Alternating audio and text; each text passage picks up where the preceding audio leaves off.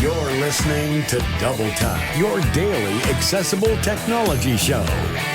Now, here's your hosts, Stephen Scott and Sean Priest. Hello. Welcome to Christmas Eve here on Double Tap. And Sean Priest, could you and I look less festive if we tried? Yes, we are miserable for some reason today. Of course, it's Christmas. You missed a trick there. It should have been ho, ho, ho. Not hello, hello, hello. Come on, Stephen, get into the spirit. Do you know, that's how disconnected I feel from the festive period to some degree. Although I will say tomorrow, Christmas Day, we are going to have a special where we are going to be festive. In fact, I believe we're dispatching you today, although I have a feeling you're going to send someone else to do it because that's the kind of guy you are. Yes, I absolutely am. You're well going to done. be dispatching yourself or someone to go get you a Christmas, I think the right word is sweater, but we would say jumper. Yes, of course. Well, apparently it's tradition to have a Christmas jumper, and I haven't got one. So, yes, I've been given the task to acquire one. It's going to happen. I will make it happen for tomorrow. It will be a Christmas miracle. I've got one, and it just arrived the other day. I haven't even taken out the packet yet. I'm saving it, so I'll have that. You know those iron lines that nice. you get. It's going to be really pins nice with a bit of luck. And full of pins, labels. Well, actually, I'm thinking just leaving the label on, just returning it in the new year. Problem solved, right? I'm never going to use it again. So just for the show. Humbug. Stephen Scott. But listen, we are not alone today because we're going to take a little bit of a wander back through 2024, but also it's just a great chance to catch up with our good friend Michael Babcock, who we brought in. As usual, typical Double Tap preparation, i.e. none. Yes. Michael, welcome back to Double Tap. Hey! Ho, ho, ho! Yeah, It's there you Double go. Tap on Christmas Eve. You've got the Christmassy feeling in. I don't have a Christmas jumper either myself. I got Christmas pajamas this year. Apparently they have like snowflakes on them, maybe. I don't know. Oh, hang on. Oh no, hang on. I have to ask this because look, intervention is required if the answer to this is yes. Is this a family thing? Do you all have Christmas pajamas that are the same? No. I got 3 pairs. I think that. I was supposed to give the other 2 to the boys, but I'm like, no, I'm going to keep all 3 of them. Sorry, are you the same size as the boys? Yes, unfortunately I am. 17-year-old boys catching up to me real fast. Just saying. Yeah, they're growing quick, right? It's funny. Do you ever do this, guys? Do you ever buy clothes and then you think to yourself, once you find something that fits, I'm going to say I'm a larger gentleman. Have made reference to it in the past. And when you find something that fits, I got elasticated trousers, the future of fashion, let me say. Yes. And I got these amazing loungewear pants, I believe you would call them, Michael. We would shudder at the thought of calling them pants, but that's essentially trousers, right? And, Trousers. Yeah, and they are elasticated, and honestly, they were so comfortable. I bought about 20 pairs, so that I thought I've got them in, and also in case because the elastic's eventually going to give way. Eventually, yeah. You got spares, and then you don't have to worry about going to find them again because next time you go to wherever you went to find them, you're never going to find the exact same pair again. It's funny, it used to be in our younger days, I'm sure you're the same, Stephen and Michael, it used to be like, what's the brand? How do I look? And now it's just, does it fit? Yeah, I'll take 10. I was always like that. I was never a fashion guy. I was never into fashion, couldn't care less. The only things I was interested in when it came to brands was I guess, tech, to be perfectly honest. Oh, yeah, as long as it was Apple, of course. Yeah. Come on now. I remember there was a magazine over here called T3. Still goes, I think. Oh, yeah, I used to get T3. It's a great magazine. It was, and look at paper. Remember those days when you had like actual magazines? I know. Not, and some the cover was like inaccessible. Cardboard too. It was very posh. Oh, it was very posh, very nice. Yes. And you can go back far enough to remember the ones you used to get with CDs and even floppy disks on the front. Shareware, yes. Oh, that was great. I used to love that, going through all the utilities folders and seeing what I could get and the demo games and stuff. Anyway, all that aside, I get this magazine. I'm wandering down nostalgia lane here. This is the review of my life. It would appear right now. So there I am with this magazine, and on the front cover of the magazine is I'm going to say it, a scantily clad woman. No. This was the 90s, guys. Different time. Different times. And we didn't Worst know times. anything back then. And so, there was a scantily clad woman, and my mother walks into the room. I didn't say my wife. My mother walks into the room at the time, Freudian and she slip. notices this she sees this magazine on my desk in my room, and she is utterly horrified. What is this filth you're looking at here? What is this disgusting image on this tech, front page Mama, of this honestly. magazine? And I'm like, but hang on, have you seen the camera that she's wearing? I mean, it's a Canon F, whatever it was, and she's holding at the time it was probably, I don't know, an Apple PowerBook of some kind. And it was just like, and my mother just looked at me and she said, "You're not really looking at her, are you?" And I'm like, I didn't really notice her. No, I was more interested in the tech. You're not fooling anyone. That's the same as, have you read the articles? Honest to God, that is exactly what it was like. And actually then it turned, the whole conversation turned. And then my mother was starting to get concerned that I wasn't noticing girls. So, it became a very different conversation at that point. And anyway, that'll change in my 20s. But let's move on. Wow, it's Christmas. Keep it festive. Unbelievable. Merry Christmas, 2024. Merry Christmas to one and all. But 2024 has been a cool year. I mean, look, I think the big story, if I was to think back to, I've been trying to think back through the year, like what's the big story? Of course. So have I. I mean, there's so much, right? It's been a fire hose of tech news over the last year. I think the biggest story for me was AppleVis. When I think about it, I go right back to almost the beginning of the year when we had the news that AppleVis was going to go away. And then it was saved by Be My Eyes, and it's back up and running. It's still running today, which is wonderful. But there was a lot of concern at that time that resources could just disappear like that. Was it really from the beginning of the year? Because I thought it was like over a month and a half period, but it seemed like the entire year. So, we were all concerned about what was going to happen. For me, the big thing was Glide, but everyone's going to say Glide. So, well, that's a great point, actually. Yeah, Glide and AI. I think the thing with the AppleVis story was just the shock of it. It just seemed to come out of nowhere for most of us. I don't know if there was people in the know, but it just seemed, AppleVis can go away? It's just always been there, and it just seemed unthinkable that resource could go away. For me, though, it's a combination. Yeah, that was a massive story, but also the Be My Eyes acquisition or help or however you want to funding of AppleVis. I think Be My Eyes was also a big takeaway from 2024. I think they've done an amazing job. Yeah, it's moved on a lot, hasn't it? I mean, there's been so many acquisitions, and I say acquisitions, but also partnerships as well. Yeah. Be My Eyes has been frontline tech news for the last 2 years or so. And there for a little while, like I knew about Be My Eyes, but it wasn't prominent in my tech life. And now they're all over the place. You mentioned Glide. Let's talk a little bit about that because, I mean, that is a big story. I would say there's two tech stories. I know what I'm talking about here is hardware tech of 2024, and that is Glide and Meta Ray-Bans. Yeah. Okay, so I think we're definitely, and we've talked a lot about Meta Ray-Bans over the year. We'll park that for a second. Let's talk about Glide because, look, this is a device. It's not even out yet, and everyone's talking about it. It won't even be out until, fall of next year. So we've a long way to go before this product is realized. And it's interesting. I see conversations go from one extreme to the other at the moment. I see them go from, skepticism, healthy skepticism, as I think is fair, and even the company recognize that, all the way to outright, can I get my hands on this? Can I just steal a Glide from the demo day and take it home now? Which is a little bit where I was, to be honest, when I got my demo with it. Now going to, will this ever actually arrive? Because I think people get nervous, don't they, when you pre-order something and you've got to wait a long time for it. Will it ever actually materialize? I mean, we've all seen the Orbit story, where we, I love Orbit, and I think, what Orbit tries to do, and Orbit Research I'm talking about, they try to do great things. But it's a challenge. It's a challenging market, especially with the size of the market.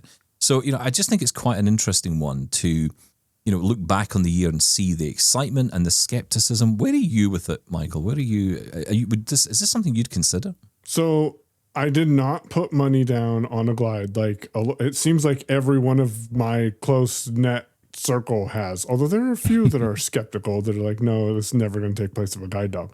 I think my opinion of Glide was influenced because I had an opportunity to go to CSUN and actually put my hands on it. And this was my first year ever attending CSUN. If I would have never went to CSUN like I normally don't, I think this would have been one of those stories that I would have just been like, yeah, whatever. We'll see what happens with it. But because I got to put my hands on it both at CSUN and at ACB National, I'm able to feel what is available and what could happen, and that has me curious. Like I'm in the process of getting ready to fill out some applications for another guide dog, which will be my third dog. My second one retired in July of 2023, and I'm considering, do I do an application, wait a year and a half ish, which is roughly the time to get a guide dog here in the United States, or do I just get a Glide and spend the money and be able to have it available whenever? I'm a little skeptical because I'm not sure how it's going to work in real life. Demos are one thing, real life is another. So I'm one of those cautiously optimistic ones, waiting to see those of my friends who put money down say, yes, this works the same way that it did in the demos, or yeah, maybe I should wait a little bit, because those are two different things, and we'll see how it turns out. And that's the main point. You're absolutely right. And to go back to what Stephen just sort of alluded to there, the thing that's different for me with this device, because it's not the first sort of mobility device we've seen since AI and self-driving car sensors and all this, is the company behind it. You know, Glidance themselves, Amos, Luke, and the others there. Their willingness to hear and interact and you know, say, yes, this is a problem we need to work out. I think there's a lot of reputation and trust involved here that makes the difference. But the big thing for this story, for me, is how the arc of it. Because, you know, I was as guilty as anyone else when it first came out. What, I'm pushing along a vacuum cleaner, this you know, toy lawnmower in front of me. Don't talk stupid. Of course I'm not. And then it seems like anyone who's ever got hands-on have gone, oh, wait, hang on, no, this could be a thing. And then, you know, the pre-orders start racking up. So, yeah, very interesting. I think there is, look, it hasn't proven itself, as you said, Michael. That's so important, the difference between pushing it around an exhibition hall and pushing it, you know, to your local shop or store is a mile apart. So we have to wait until this is actually baked and finished and in people's hands. But people are excited by it, and for good reason. Oh, the other point of this massive story of the year when it comes to Glide, and as if you've gone hands-on, Michael, you can answer this. Do you hold it in front of you or to the side of you? Here we go. I held it to my left, which is where I naturally would hold the harness of a guide dog. Thank you. And to my left. So you held it wrong as well. No. Yeah. I held it the way Luke showed me to hold it. So if it's wrong, it's Luke's fault. Okay. All right. That was a question from one of our listeners. Do you hold it in front of you or to the side, like you said, like a guide dog? I said in front of you. I thought I was told to hold it in front of me. I think you're right. I mean, look, it is in front of you. By nature, it's in front of you. But what I think that the confusion is off to the left. You're holding it down. I mean, my hand is down to my side. Yep. The way that I would hold a guide dog harness. Yep. Okay. Because that's how where it naturally just fell. When I took the handle in my hand, it was, okay, this is going to be on my left-hand side. It's going to leave my right hand free, which is ultimately what you want. I really do want a way to keep both hands free, but I think we're a little ways away from that. But attach it to our bellies. Okay. Maybe we're all holding it wrong. That's right. Wasn't that an Apple thing? You're holding it wrong. You know what you need? You need a lanyard. That's what you need. It needs a lanyard. The AT Glide belly harness.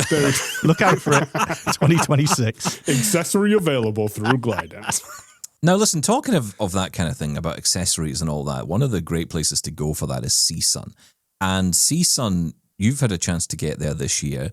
Mm-hmm. And you're also, I know, was it the ACB convention you were at this year as well? Yep. So talk us through perhaps what was on show there, because I think oftentimes people are interested in, you know, okay, we hear about all the big tech news, and you know, we hear from Amazon and Microsoft and Google, and it's great to hear that, you know, these companies show up and talk, and you know, we hear through the year about their commitments to accessibility. But for us, it's often the other stuff, right? I mean, one question I've had, probably the most asked question of the year, and it's a surprising one, is how can I wear my phone on my chest when I'm out and about?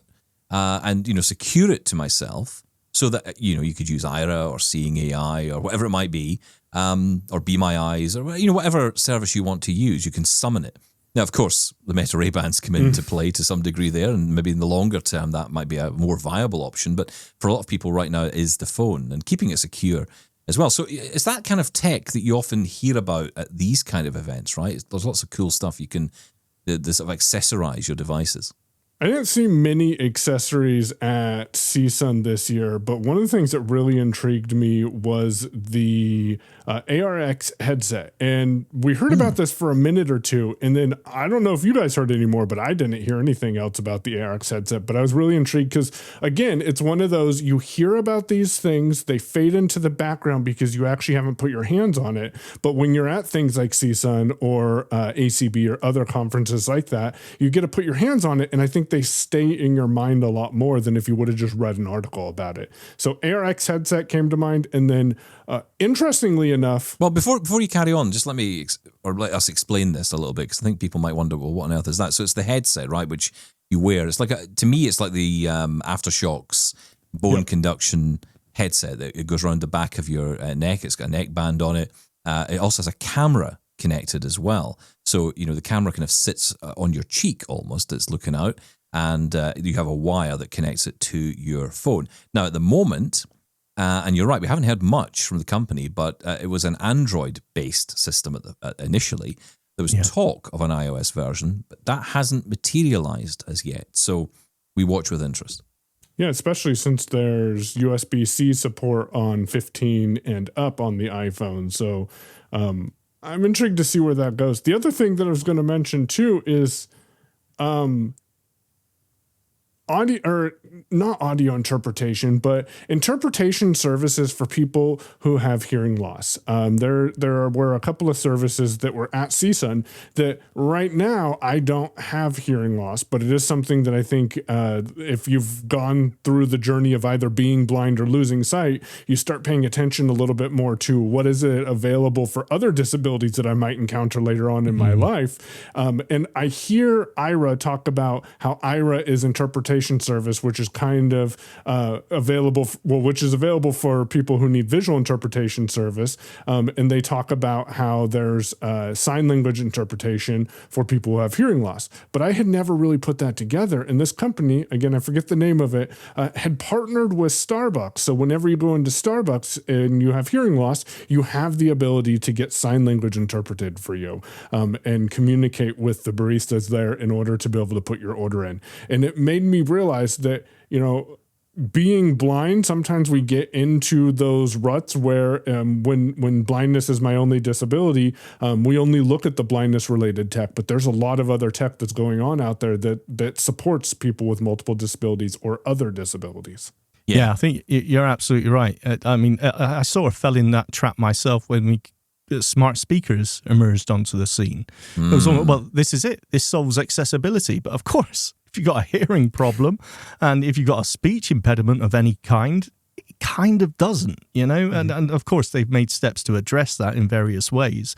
But no, you're absolutely right. We do. It's a risk that we all have, and I think it's just human nature. We do tend to get stuck in our own little bubble. Well, let's be honest about it. It's often, as I've said many a time, nothing's a problem until it happens to you, right? Yeah. And that's often the case for all of us. We're all guilty of that, me is included. And one thing, hearing loss has been discussed a lot more this year, I feel, by companies. It has been in previous years, but look at Apple with the hearing aid functionality that's coming to the AirPods Pro 2, or in fact is rolling out now. In Canada, in fact, they've just approved it, so that should be rolling out very soon. It has rolled out in the US, and lots of people are very excited about that, because that, essentially, I think the big thing here is stigma, and a lot of people will just not go near a hearing aid because they just think, oh, I don't want to wear that because I'll stand out, I'll look different.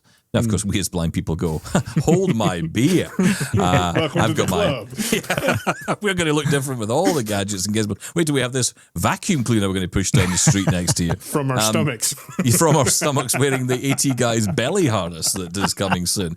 Watch out, ladies. But, the thing is, that, I understand it. I get why people get concerned about this and feel stigma. Now, no one's saying, and no one should be saying, that, AirPods Pro 2s are a replacement for what you might call the proper professional clinical grade hearing aids, which are out there, which are a lot smaller than they used to be. I mean, I haven't ever seen these really, but from my understanding, I remember my gran used to have hearing aids that were big. They would loop round her ear. They had always that noise whenever you're putting them in. It was the squealing and all the rest of it. That all seems to have gone, to my understanding, to some degree anyway. And certainly the size has come down. But the AirPods Pro 2 kind of fits that mid category. So people like ourselves who may be getting older, who may be thinking, I'm not hearing this as well. And, one thing I often think about, and we've all experienced this as blind people, is going for a meal with more than 4 people. Usually, so that's what I notice. If there's 6 people at the table or 8 people at the table, I just feel like I am lost at sea. Because there's people talking all over the place. I cannot get focused on anyone who's saying anything. And being able to use a device like this, with Live Listen, which was a great feature that allows you to, put your phone in the middle of the table and just point it towards someone and hear what they're saying more clearly. And there are, more professional options out there to do that. But, doing that with technology we already have means for people like us who are not hearing impaired, we are able to benefit from that technology in the same way that someone who might not be legally blind would be able to, use the accessibility functions of their smartphone to be able to see their screen more clearly or use dark mode or make the text size bigger. Well, for me, it's akin to, the reading glasses that you can buy at your local pharmacy. Yeah, exactly. It's that same sort of thing. It may bridge that gap. I mentioned before when we were talking about this with the audiologist that my parents, my dad especially, was adamant there's nothing wrong with his hearing while the telly is, you could hear it next door. It's absolutely blaring. If there was a way to just quickly say, just try this, without having to drag him off to an audiologist and get a hearing aid, he wouldn't do it. Just stick these in your ears and try this to see if it makes a difference. That may be all it needs to say, you know what, because you don't notice it, do you? It's the same as gaining weight or a gradual sight loss. You don't really notice it until I've noticed the point. gaining weight. I've certainly noticed that. I count how long it takes me now to walk up the stairs compared to last week, right? It's changed in the festive period, let's just say. There's a feature that's just been announced by Amazon in their Fire TVs. I don't know if either of you have caught this story. It's quite an interesting one where they've basically created dual audio. So what now is it's capable, or the device is capable to send audio to your hearing aid as well as send audio out of the main speakers of the device, of the television. Now, I'm thinking this is fantastic, right? Great for people who wear hearing aids. I'm also thinking, hey, Amazon, does this mean you could possibly put audio description in my ear and allow anyone who's with me not to have audio description playing out? That would be a cool feature. I mean, if it's dual audio channel, that should be possible, right? Yeah, that would be kind of cool. My wife would get mad at me if I did that because she's fully sighted, and well, I guess I shouldn't say fully sighted. She wears glasses or contacts, but she relies on audio description almost about as much as I do because she's typically doing something else, so she wants to know what's going on. So she'd get mad about if I did that, but that could be kind of helpful. I'm thinking about when you're with other family members who understand why you need it, but don't use audio description every day, so they don't want to hear it. Disown them immediately. Yeah, kick them out of the house. That's an option. I can't have it at all. Okay. That's one option. You Britney Spears the whole thing. But I mean, I got into my mum's house, and she just all she does, and I'm sure this is not uncommon. Whenever the audio describer talks, my mother says, "Why is she telling us this? I knew this." And I'm saying, yeah, it's good for you. But meanwhile, of course, we've missed half the program because we're having a fight about the audio describer explaining the movie or the show. As you know, Stephen Scott, parents forget that we can't see. That happens all the time. Oh no, they don't forget. They just don't want to think about it. That's the truth of it, to be perfectly honest. That's a whole other discussion. Related to seeing, something else that was recently announced that I am excited to see how it evolves in 2025 is this live video interpretation service. So there was PixieBot, is that how you say it? Pixie? Yeah, yes, right. PixieBot according to the screen reader, yeah. The bot app that watches your videos for you and gives you real-time live audio description. There was also Seeing AI's video audio description feature as well. And now you have things like aistudio.google.com/live that can describe stuff to you not as instantaneously as you'd like it to. And it really makes you find the limitations real fast when you're sharing your screen and you're like, why can't you control the screen? 5 minutes later, you're like, thankfully you cannot control the screen. But those services, I'm really intrigued to see where they go, especially with the Chat GPT as well. You know, one of the things that stands out for me for 2024 is the speed of development across the board. I mean, things we're talking about today, like you just mentioned AI Studio from Google. You know, we were kind of talking about the idea of this kind of thing coming at the start of the year. We were impressed by image descriptions. We got excited by that. But, you know, that has all been overtaken. It's continually being overtaken by the next and the next and the next step. So, you know, we look back at the year and we go, I mean, you know, on a regular year, we would look back and go, wow, image descriptions from your phone. You know, it can tell me about the image I've just sent it. Now we're like, forget that. We've moved on. Now it's video. Real-time scanning. And I want real-time everything. You know, and it's like, that's the speed we're going at. And I must admit, I was really surprised that they dropped this so quick. I want to think, I don't think it's anything to do with this, but I want to think it's partly because of Apple bringing out visual intelligence. But I have to say, if I was to pick one story that disappointed me this year, is Apple Intelligence. Yep. I'm quite disappointed by that. And I thought it was going to go much further. I find Siri just as useless as she's always been. Absolutely. I'm not impressed. I feel like if I go to Apple with this, they'll say to me, oh, it's going to get better soon. It's like, yeah, you can't just keep saying that. Mm-hmm. Well, yeah, but to be fair, they did say, I mean, we're in December, right? And that's when they said it was, you know, the initial rollout of 18.2 was going to hit with the Chat GPT integration, which we've done. Now, I agree. Siri, to me, seems absolutely no different whatsoever. But I think it is still a little bit early to call it as a failure. Yeah. No, I think I can. I'll tell you, I'm going to give you one good reason why. Okay, so time of year, a lot of people get gift cards, and I got a gift card from someone, and I wanted to redeem it. I asked Siri on my iPhone, how do I redeem a gift card? Now, to me, this is like the most obvious and most wonderful way you could demonstrate how Apple Intelligence is good. It could just take me straight to that area of the Apple App Store in the phone. It could take me right to that point where it says scan use your camera to scan the code. What did it do? It took me straight into Safari to a Google search. Which it does all the time for me if I'm trying to call someone. This is exactly what Apple Intelligence... They should be leading the way on this. It's their own system. Yeah. I don't get it. Why can't they just action this and just take you straight in? I thought that was the whole promise But hopefully we're going to get there. I don't know how long that's going to take and how long we give them to get there. I think, to be honest, that the focus on writing tools and image playground is the wrong way to go. Mm-hmm. I think the focus should have been on the voice assistant. If they had put all that effort into making Siri, a equivalent even to ChatGPT, Gemini, all the others, people would have been so impressed. I think they would have had far more of an impact. So I don't care about rewrite my messages, rewrite my email, give me a summary of my notifications. I use writing tools quite regularly on the Mac, not on iOS. But here's my frustration with it, though, is what I think Apple should have did is focused on that ChatGPT integration, and don't focus on, as Sean was saying, the writing tools in the image playgrounds, because right now, there's so much focus on writing tools and image playgrounds, which require the iPhone 16 or 15, whereas there's no reason Apple couldn't have integrated Siri with ChatGPT, because you're sending your requests off the device anyways to process that request and come back and read that to you.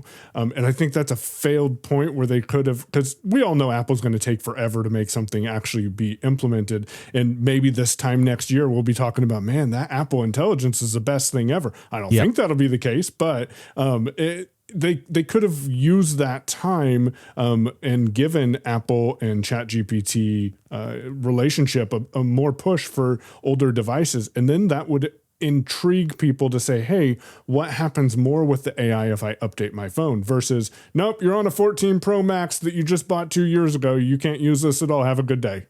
Yeah, that's annoyed a lot of people, and I understand why, because they feel they're being forced into having to buy an upgraded phone just to get features that, as you say, you shouldn't necessarily need to have the very latest and greatest. And to be fair, a 14 is the latest and greatest. It's only a couple of years old. Well, and I can set up a shortcut with OpenAI and do the same exact thing. Well, that's right. Yeah. And that's it. And I think it was the action part of it. That was the bit that got me.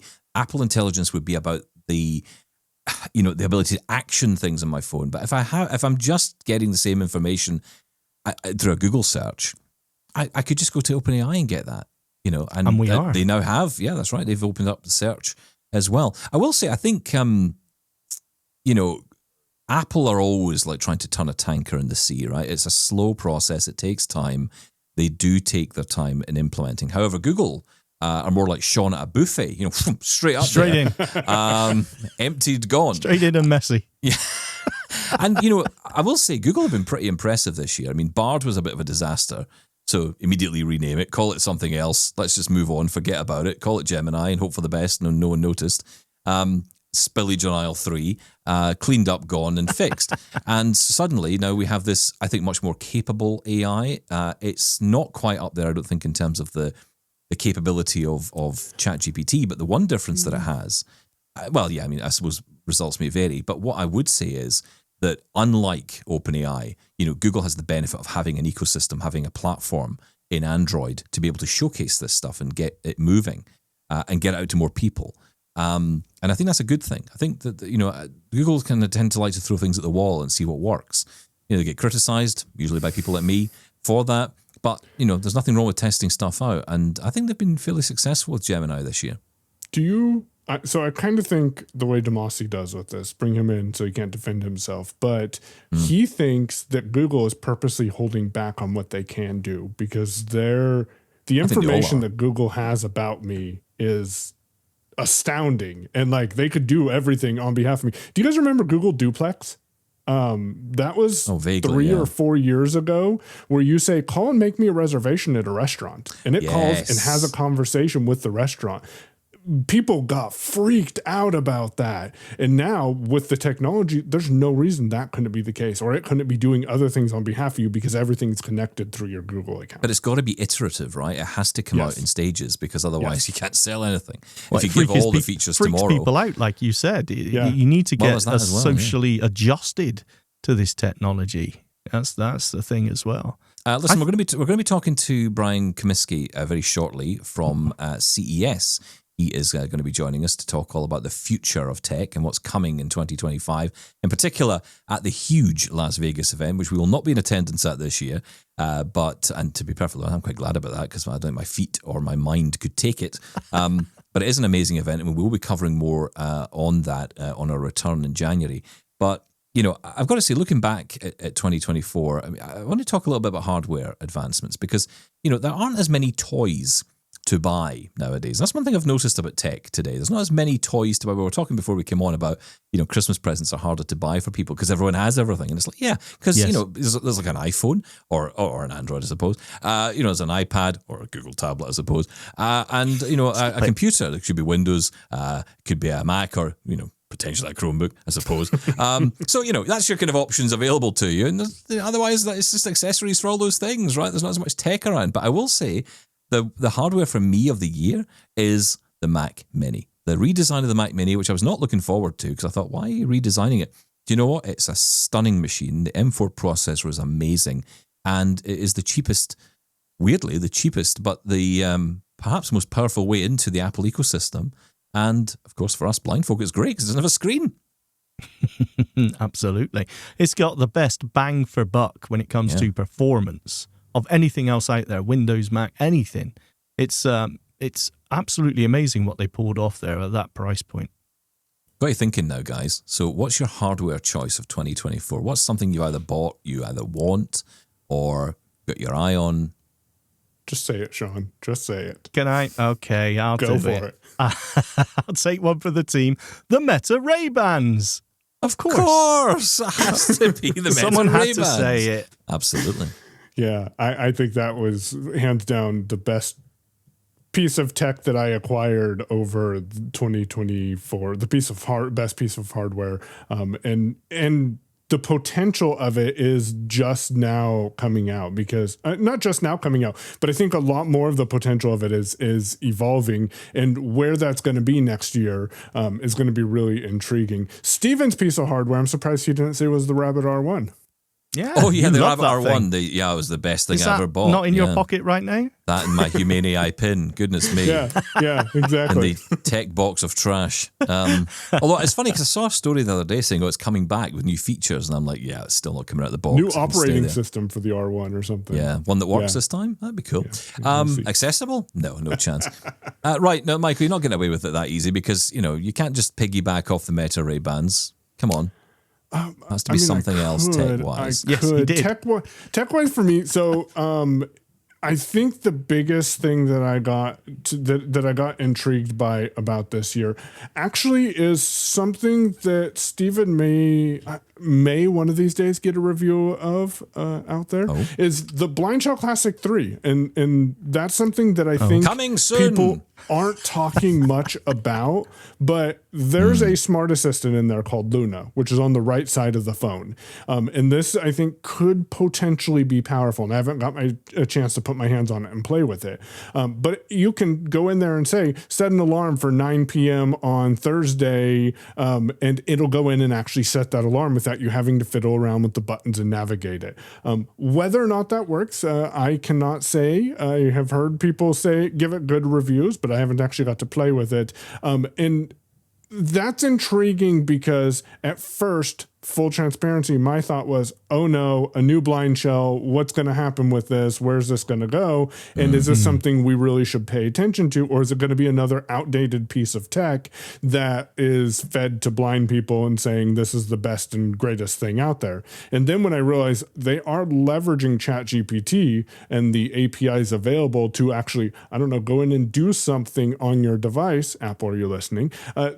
Then I started thinking, well, maybe this will be a good piece of kit. Isn't that ridiculous that the Blind Shell Classic 3 can do it and the iPhone can't? Yep. Hello? Well, hang on. To be fair, when we're talking about this, setting an alarm, setting a reminder, everything can do that anyway. Now, if it can go into a third-party app and do something, take action on something, that's slightly different though, isn't it? Well, we'll be testing all that out in the course of Will we? the Will we? next. Well, I'll be. Will we, I Stephen? will be. I've got it right here on my desk. It's right here. I know, it's been there for a while. It says, and do you know what else is here? You'll be pleased to hear my Capsus is back. Yay! Capsus is back, so we can test that out and do some comparisons because that was actually what I was waiting for. I wanted to compare it because I think it's a fair comparison between the two. It's the only thing I can really compare it with, to be perfectly honest. Can I you think get the Gemini comparison's on your important. Capsus? Haven't tested that yet. Well, like I said, I've just got it back, so I will test. Did you track them down and take it out of their hands, Stephen Yes, Scott? I had to. Never Yes. lend your hardware out. Never a borrower nor lender be. Important words for all of us. Okay, look, guys, stay there because I'm going to come back to you a bit later. Now, though, I want to bring in Brian Comiskey from CES. He is the Futurist at the Consumer Technology Association and, of course, hosts as part of hosting the amazing CES event that takes place every single year. Great to have you back here on Double Tap with us, Brian. It's been a while. Yeah, but it's always great to talk with you, and I hope you've had a good year so far. I have had a great year, yeah. And look, here at Double Tap, we've been talking, of course, all about accessible tech and, managing to fill every single day with talk about this amazing world of technology, frankly, driven by a huge upsurge in artificial intelligence, which has, not only dominated mainstream tech, but also dominated the assistive tech space as well. We're heading into another Consumer Electronics Show for 2025, another exciting year. I'm guessing AI is at the heart of it again this year? It's definitely one of the major trends that we'll see at this upcoming show, and it's really building off the CES 2024. And to be honest, AI has been a part of our show for years. Something I like to stress to folks is we've actually been living with AI for a long time. Netflix, most of your recommendations, AI algorithm. If you're wearing a Fitbit like I am, most of your steps and the algorithms behind it, AI. But what CES 2025 will really be about is a couple of angles on the artificial intelligence side. Let's start with the consumer one. For consumers, a lot of that is going to be an upgrade cycle for a lot of the devices that you use on a day-to-day basis, whether that is a smartphone, a television, or even your car. It's about not just, improved information for your car dashboard or better visuals and audio quality on your phone and your TV. It's the ability to add more features to really make your day-to-day life seamless. So for a television, putting an AI chip can allow you to unlock a really good example of this is e-commerce features where you can directly shop from your television. Say you pause a channel and you say, I like the outfit of that person, being able to shop there. That's what this AI chip sort of starts to unlock and interact. It also creates a lot of the accessibility features that Samsung and LG were at the show in terms of auto-generated subtitles, a lot of the accessibility features in terms of font size being more catered directly to you is a major focus. And that translates to the phone as well on like Galaxy AI, but that's the consumer angle. The other side of it really is going to be this enterprise show. And it's the reason we call ourselves really CES now is last at CES 2024, about 40% of our exhibitors had some form of enterprise technology, and that trend continues at the show this year. So AI will be across the entire show floor, dedicated sections in North Hall of the Convention Center alongside a lot of the enterprise tech, because we've seen a lot of businesses invest in a lot of different chips and hardware to unlock the AI revolution. Now it's about, well, what are the innovations that are actually giving us that return? Where's the productivity gaining? And we'll see a lot of digital twin technology from companies like Siemens, NVIDIA, who is going to keynote to kick us off with Jensen Huang, the co-founder and CEO, is going to talk about AI technologies, digital twins. They have one of the entire Earth for climate change and weather forecasting, as well as just how do you make operations at a factory more efficient and smart. And there's startups that will showcase that, like Neural Concept, or how do you build your own AI agent or GPT? There's a company called Chatbase that does that. So AI will have a major part of the show, and it fits into this overall theme, which is this idea of digital coexistence. We've been digitally transforming. If you've heard the phrase digital transformation, we've been doing that. Arguably, we've transformed. Nowadays, it's about how does technology collaborate, co-work, cooperate, coordinate, really coexist with us on a day-to-day basis, because I mean, we're recording this virtually right now. We have a virtual life almost at parity with our physical life. And so technology is playing a role in making that as seamless and frictionless as possible. Yeah, it's funny you say that. I was thinking about social media just the other night and thinking how that's almost become a bit of a virtual world in itself as well. You know, we have our personalities perhaps that we use on social media. Some use it for good, some use it for bad, you know, but ultimately there are virtual personalities. Those people who say certain things online might never say them publicly, but they would say them there. So we've kind of moved into that world in our minds, right? But we don't necessarily think of it in that way. So yeah, that's quite interesting.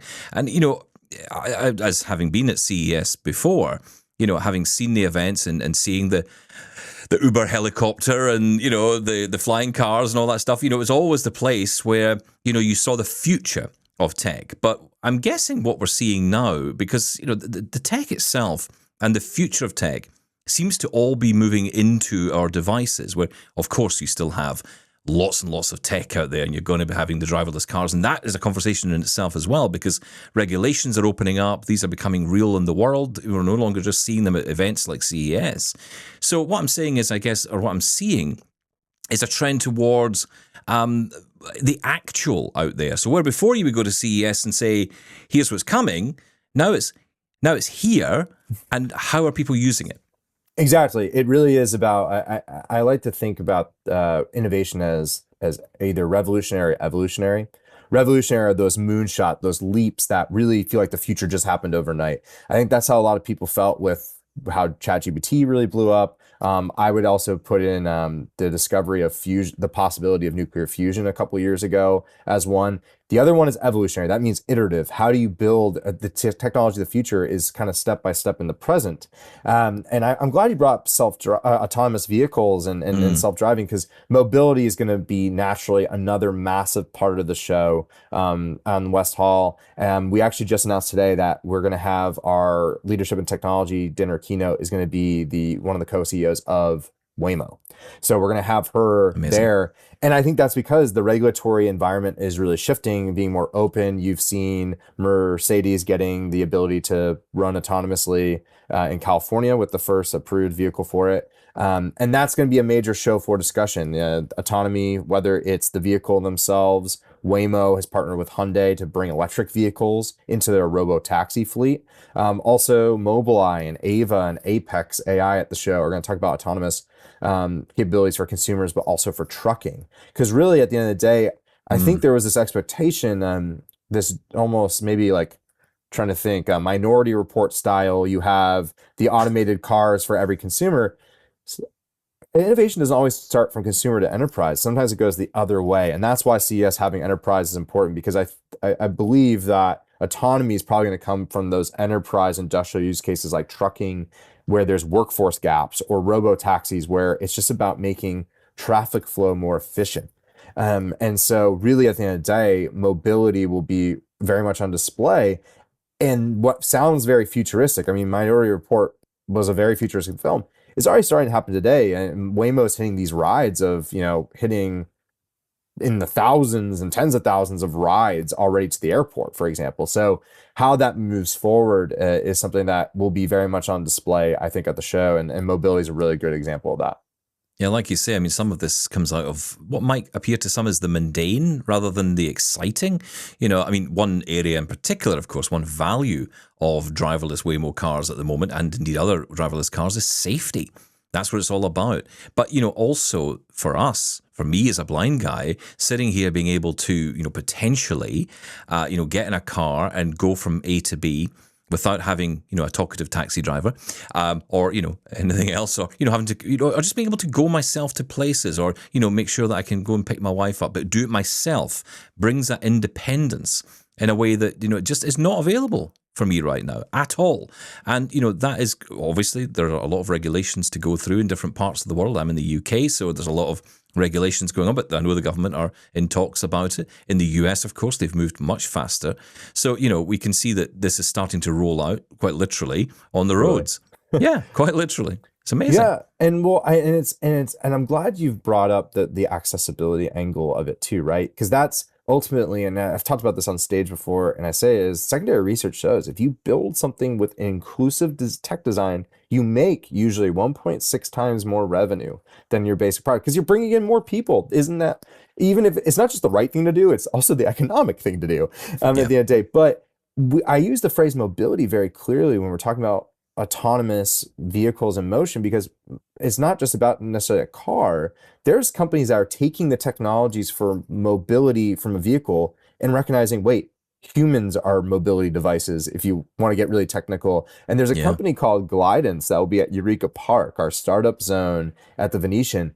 They're using an autonomous guide robot for people who are blind or low vision to navigate the streets, because mobility isn't just about the macro and mass transit side. There's the micro side, whether that's, sometimes you think about it as a bike or a scooter, but I think about micromobility all the way to the person. And we're seeing, oh, wait, we can take all these sensors and technologies from our car and put it into a small robot that, say you can't get a seeing guide dog.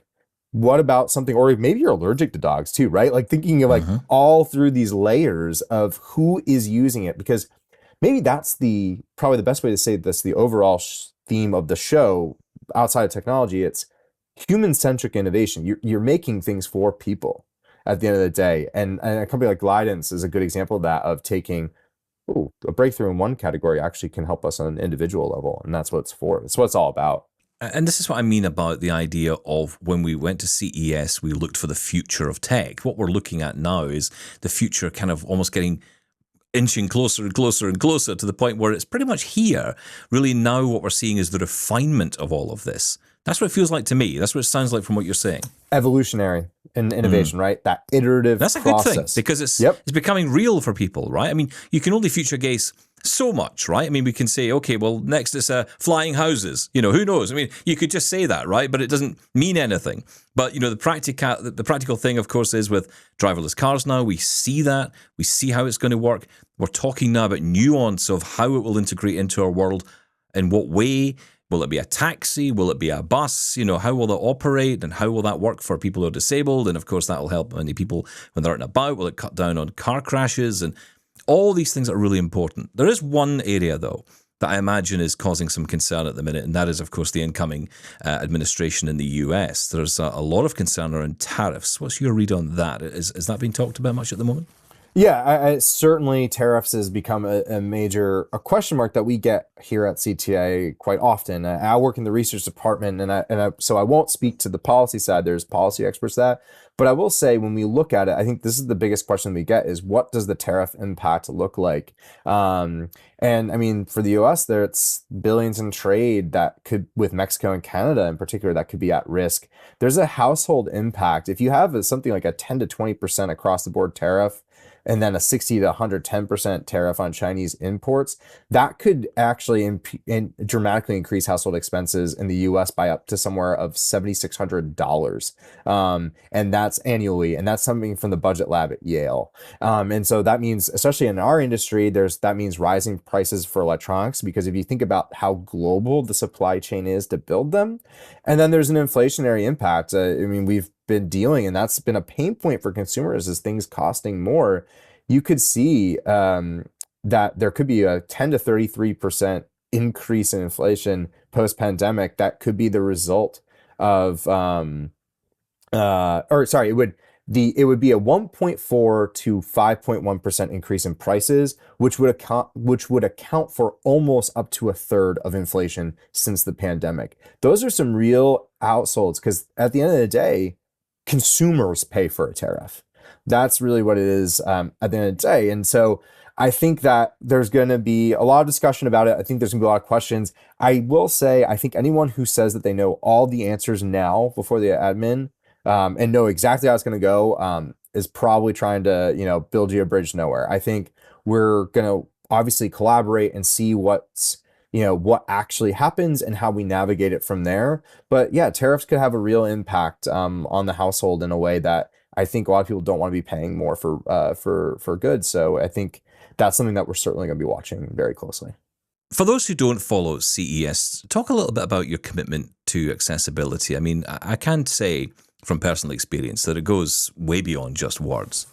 Yeah, it really does. And I think that really starts with the fact that, for those not familiar with CES, most influential trade show in the world, powered by the Consumer Technology Association. We're a not-for-profit technology trade association for North America. And part of our work is we actually have a whole foundation dedicated to really ensure that tech is accessible for disabled communities as well as for aging communities, really focusing on this idea of inclusion in tech. So that foundation throughout the year is working to identify and support and offer grants to companies in the space that are helping meet that mission, right, of making technology more accessible for more people. And at the show, that comes into a factor where we have our Eureka Park, which is our startup zone. We have an accessibility contest that I've talked about, where we've award out winners to it. We have an accessibility roundtable, which from the foundation, which puts a spotlight on those discussions with industry leaders. And we even do parts of our work is we even try to make sure with Giving Tuesday post Black Friday to really promote that work. That's all part of CES, as part of our work at CTA. This is kind of cool, and this gets to it. We have these grants that we provide, as I mentioned, to companies where we can help fund. We do have a variety of funds that we're able to invest in, and I get to work as a reviewer on those grants. A lot of us do, and I love a lot about my job. I really do. I love the future side. Every time our executive director of the foundation, Steve Ewell, reaches out for volunteers, I always, one, and the first one to do it, but secondly, I tell them, like, this is why I got involved in the technology space to begin with. We talk about this phrase, tech for good, and that puts meaning to it. And maybe I'm getting sounding a very, like, I'm not trying to sound somber. It's just, it means a lot. I think how technology can help build any community. I'm LGBT, so technology that's designed for people like me as well is really important too. And I think that's a mission that we really do with our foundation funds, as well as some of our D&I investment fund partnerships that we do as well. So I think, it's more than words, it's actions. And that's something that it's a wonderful to be a part of. It's always an amazing show, and I can't wait to hear all the news that comes out. It always feels like someone turns on the fire hose just at the beginning of January. I can only imagine what it must be like for you on the floor. Yeah, I joke with folks because I'm usually doing tours. I'm doing various other advice, so I'll see the floor through the tour lens. But I joke I don't actually fully see the show usually till the end because then it's usually my time. So yeah. It's a brilliant bit of like and the way I describe it might sound overwhelming, but it's not. It's just it's innovation and to be honest, serendipity at its core, where you just discover something new that changes people. And I sit for really since Labor Day here, since September, I've been kind of mentally living in 2025 and planning and prepping and thinking about what's going to be on the show floor. I could do this for months, as I've described. I will still be surprised on the show floor, and that's what keeps me coming back every time and seeing where crowds are that I maybe didn't expect to see a crowd or didn't know. That's the best part. That's the other reason why I do it too, is it makes no day or no show the same over and over. It's always different. Well, good luck when it comes, and we look forward to hearing all about it. And of course, the accessibility story will continue on. We will continue reporting it here on Double Tap. Brian, thanks as always. Thank you so much, Stephen. It was a pleasure to rejoin you again. Well, look, I wanted to catch up with you guys after the end of that amazing chat with Brian there, but unfortunately we've run out of time. Michael, thank you so much for coming on and joining us this Christmas Eve.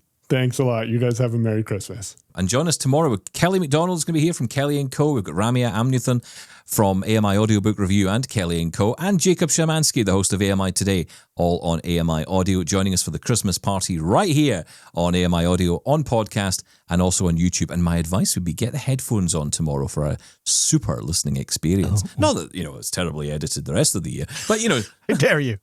you might feel a little bit differently about tomorrow's and enjoy it more. We'll catch you then. Have a happy Christmas, everyone. Happy Christmas. Bye-bye.